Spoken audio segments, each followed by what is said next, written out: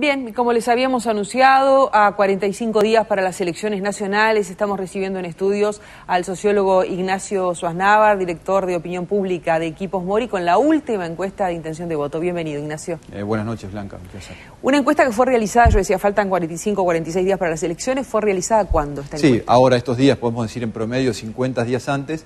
La fecha de campo es estrictamente entre el 28 de agosto y el 8 de septiembre. Es decir, es terminada este fin de semana, abarca redondeando la primera semana de septiembre. Es una encuesta que, como siempre, es hecha cara a cara, domiciliariamente, en todo el territorio nacional, en más de 200 puntos muestrales que implican zonas urbanas y rurales de todo el territorio del país. Una muestra que cubre el conjunto del territorio nacional, el conjunto de la población nacional, y que tiene un margen de error máximo de 3,2% para la peor de las estimaciones. Todos los detalles técnicos, como siempre, en www.equipos.com.uy. Bien, nosotros habíamos estado conversando con una encuesta semejante hace más o menos un mes. Exactamente. ¿Hay cambios? Bueno, hay algunos cambios y otras constataciones. Muy bien. Ante la pregunta de a quién votarían si las elecciones fueran hoy, los resultados de la encuesta de septiembre, de los primeros días de septiembre, nos muestran esto. 40% de los uruguayos dijo que votaría al Frente Amplio, la candidatura del doctor Tabaré Vázquez. Un 28% nos dijo que votaría al Partido Nacional, la candidatura de Lacalle Pou. Un 11% al Partido Colorado, candidatura del doctor Bordaberry. Un 2% al Partido Independiente, Pablo Mieres. Un 1% a Unidad Popular, Gonzalo Abellas. La primera vez que aparece Unidad Popular redondeando un 1%, aparecía con decimales en las mediciones anteriores, ahora aparece un 1%. En blanco anulado 3%, esto incluye algunos decimales del PERI, que también aparece, pero todavía no redondeando el punto. Y hay un 15% de uruguayos que están indecisos o no contestan la encuesta. Entonces, esta respuesta, ¿cómo se comparan con, tú decías recién, la medición anterior, la de agosto? Vamos a ver en la siguiente placa la comparación. El Frente Amplio crece un punto, de 39 a 40%. El Partido Nacional pierde 2 puntos, de 30 a 28%. El Partido Colorado también pierde 2 puntos, de 13 a 11%. El Partido Independiente queda igual, 2%. Aparece Unidad Popular con 1 que no aparecía. Y los indecisos crecen de 13 a 15%. Al igual que dijimos en la medición anterior de agosto, todas estas variaciones, todos estos cambios, están dentro del margen de error de la medición. No hay que olvidarnos que este tipo de encuestas tienen un margen de error del entorno de 3 puntos, por lo cual variaciones que estén dentro de los 3 puntos son variaciones que no son estadísticamente significativas. Entonces, lo más prudente es esperar a una siguiente medición para confirmarlas o refutarlas. Pero hay algunas constataciones respecto a algunos, el trazo grueso del escenario. Pero vayamos por partido en esas constataciones, Ignacio. Sí, vamos, si querés, a la siguiente gráfica vamos a ver una evolución temporal más claramente.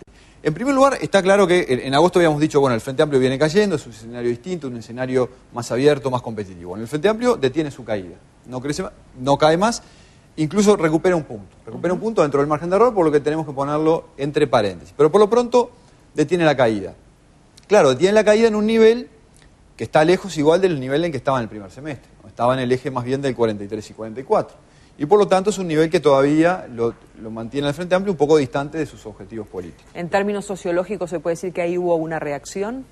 Bueno, hay coincidencia en los analistas en señalar que hubo un cambio en la dinámica de la campaña. El Frente Amplio, que le había costado mucho tomar la iniciativa durante todo el año, logró tomar la iniciativa y el Partido Nacional estar más bien en la defensiva.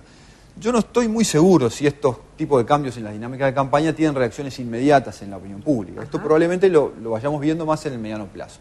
Pero por lo menos hay cierta coincidencia en análisis que señalan un cambio en la dinámica de la campaña y algunos movimientos que no son muy grandes, pero que van en el sentido que algunos analistas podrían suponer. El Partido Nacional tiene una disminución de 2 puntos. De vuelta, una disminución que está dentro del margen de error, por lo cual tampoco se puede asumir como una caída significativa, y lo mismo ocurre para el Partido Colorado. Imposible saber a dónde van esos puntos que estos partidos pierden. Es imposible. Esto solo se podría saber con lo que llaman encuestas panel, que se trata de seguir al mismo individuo a lo largo de toda una elección, pero eso es realmente muy complejo de hacer. Acá podemos tener algunos supuestos y hasta que no haya series que nos lo confirmen, no se puede descartar la hipótesis que sean simplemente oscilaciones muestrales. Por lo cual, la conclusión a la que hemos llegado analizando estos datos y algunos otros es que hay una especie de estabilización en el escenario de competencia. Lo que habíamos señalado en agosto, un escenario más abierto, más competitivo, con el Frente Amplio claramente más distante de sus objetivos electorales, eso se mantiene. El Frente Amplio recupera apenas un punto, pero todavía está lejos de lo que estaba en el primer semestre. La novedad es la caída de los dos partidos tradicionales, pero eso también tenemos que ponerlo entre paréntesis hasta que no tengamos nueva información que la permita confirmar. El otro elemento en relación al mes pasado es que la suma de los partidos de la oposición tiene un resultado diferente al que tenía en el mes pasado en relación al Frente Amplio. Exactamente. Y vamos a la siguiente gráfico, que en realidad es volver al primero, donde vemos que si uno compara bloque a bloque, tenemos un 40% de intención de voto al Frente Amplio Vázquez, un 39% de la suma de los partidos tradicionales. Un equilibrio entre bloques, pero en este caso el Frente Amplio un punto por encima de la suma de Partido Nacional y Partido Colorado. Aquí hay algo que ocurrió con los indecisos, que lo vamos a ver más adelante, que es que empieza a aparecer un grupo de indecisos que son indecisos tradicionales, que básicamente se comportan, juegan de este lado. Por lo cual, que son 3 puntos, lo adelanto, esto lo pensaba así más adelante, pero lo adelanto. Por lo cual, si uno toma esa decisión de sumarlos acá, el bloque es 40-43. Depende del criterio que uno tome, estos 40-39, 40-43. En cualquier caso, es un escenario, como siempre, de mucha paridad entre bloques. Y vamos al último dato de este bloque, que tiene que ver con las simpatías de candidatos presidenciales. También lo habíamos visto en agosto. Habíamos dicho, bueno, uno de los elementos centrales que hacen a la configuración de un escenario más competitivo tiene que ver con las imágenes de los candidatos. Habíamos visto en agosto que una diferencia que era de cerca de 30 puntos de Vázquez sobre Lacalle Pou, y en este caso también de Bordaberry, había disminuido, y en agosto esta brecha entre Vázquez y Lacalle Pou, por ejemplo, había disminuido a 7 puntos.